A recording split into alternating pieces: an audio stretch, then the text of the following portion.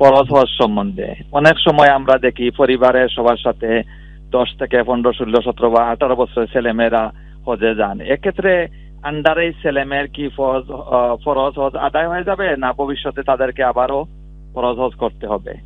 ফরজ হজের মিনিমাম বয়স কত প্লিজ বলবেন? এক্ষেত্রে তো পরিবারের সদস্যরা পরিবারের যারা আছে মা বাবা তারা তো ব্যবহার বহন করে থাকেন। আমার দ্বিতীয় প্রশ্নটি হলো, যখন মানুষের মৃত্যু নিকটবর্তী তখন তারা কোন কালেমা পড়বে, লা ইলাহা ইল্লাল্লাহ না লা ইলাহা ইল্লাল্লাহু মুহাম্মাদুর রাসূলুল্লাহ? এবং মৃত্যু নিকটবর্তী ব্যক্তিকে কি আমরা এনকারেজ করব কলিমা পড়ার জন্য, না আমরা শুধু কলেমা শোনাবো? আর আরেকটা ছোট প্রশ্ন, কোনো কিছু দেখে বা শুনে আমাদের যাতে নজর না লাগে, আমরা কি মাশাআল্লাহ বলবো না অন্য কোনো দোয়া পড়বো? আমার জন্য দোয়া করবেন। আসসালামু আলাইকুম। বারাকাল্লাহু ফিক। আমি অনেক খুশি হয়েছি, মাঝখানে বেশ কিছুদিন আপনার কোশ্চেন আমরা পেয়েছিলাম না, আপনি আবার ফেরত এসেছেন। আমরা আপনার জন্য অপেক্ষা করি, আপনি অনেক সুন্দর সুন্দর কোশ্চেন করেন। আল্লাহ আপনাকে নিয়ে খায়াত দিক, আল্লাহ সুস্থ রাখুক।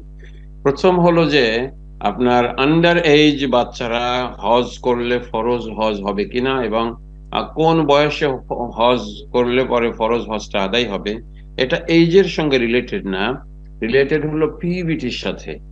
বাচ্চাদের যখন শারীরিক পরিবর্তনটা হয়ে যায়, মেয়েদের অনেক সময় মনে করেন 9 বছর 10 বছরেও মেয়েদের পিরিয়ড শুরু হয়ে যায়, বাচ্চাদের অনেক সময় 9-10 বছরে তারা বালেগ হয়ে যায়, তাদের পিবিটি হয়ে যায়।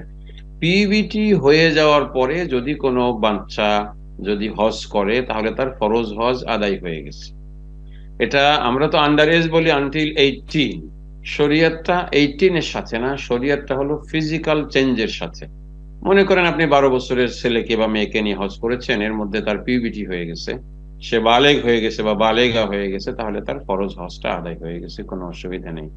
এক হাদিসের মধ্যে বলা হয়েছে, আইয়ুমা সাবিয়্যিন হাজ্জা 10 হিজাজ সুম্মা বালাগা ফাআলাইহি হিজ্জাতুল ইসলাম। যদি কোনো নাবালেগ আন্ডার এজ 10-12 হজ করে, এরপরে বালেগ হয়, তারপরও বালেগ হওয়ার পরে তাকে ফরজ হজ করতে হবে। এজন্য এটা হলো পিবিটির সঙ্গে, শারীরিক চেঞ্জের সঙ্গে জড়িত। যে কোনো বয়স হতে পারে, এটা 9 হতে পারে, 10 হতে পারে, 12 হতে পারে, 13 হতে পারে, 14-15 হতে পারে। এই বয়সটা ফ্যাক্টর না।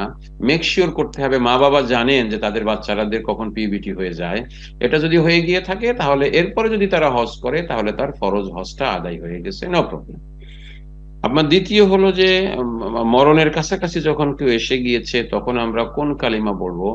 আল্লাহ নবী বলেছেন, লাক্কিনু মাউতাকুম লা শাহাদাতা আল্লা ইলাহা ইল্লাল্লাহ। এজন্য লা ইলাহা ইল্লাল্লাহ আমরা বলবো, সাথে মুহাম্মাদুর রাসূলুল্লাহ বলবো। বেটার হলো যে মৃত ব্যক্তিদের যখন তালকিন করা, আশহাদু আল্লা ইলাহা ইল্লাল্লাহ ওয়া আশহাদু আন্না মুহাম্মাদান রাসূলুল্লাহ, এই পুরোটা বলা, আশহাদু আল্লা ইলাহা ইল্লাল্লাহ ওয়া আশহাদু আন্না মুহাম্মাদান রাসূলুল্লাহ, এটা বলাটা হলো ভালো। এটা তালকিন করার ব্যাপারে হাদিসের মধ্যে রাসূলুল্লাহ সাল্লাল্লাহু আলাইহি ওয়াসাল্লাম বলেছেন।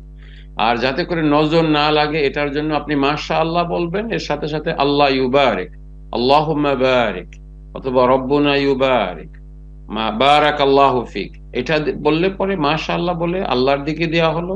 আর আল্লাহুম্মা বারিক, আল্লাহ তুমি বরকত দান করো, রব্বুনা ইউবারিক, এর যে কোনো একটা বললেই হবে, অথবা বারাকাল্লাহু ফিক, এ কথা বললেও হয়ে যাবে। তখন আর আপনার নজরটা লাগবে না, কারণ আপনি রব্বুল আলামিনের কাছে এটাকে ন্যস্ত করে দিয়েছেন। আপনাকে অনেক অনেক শুকরিয়া, জাযাকাল্লাহু খাইর।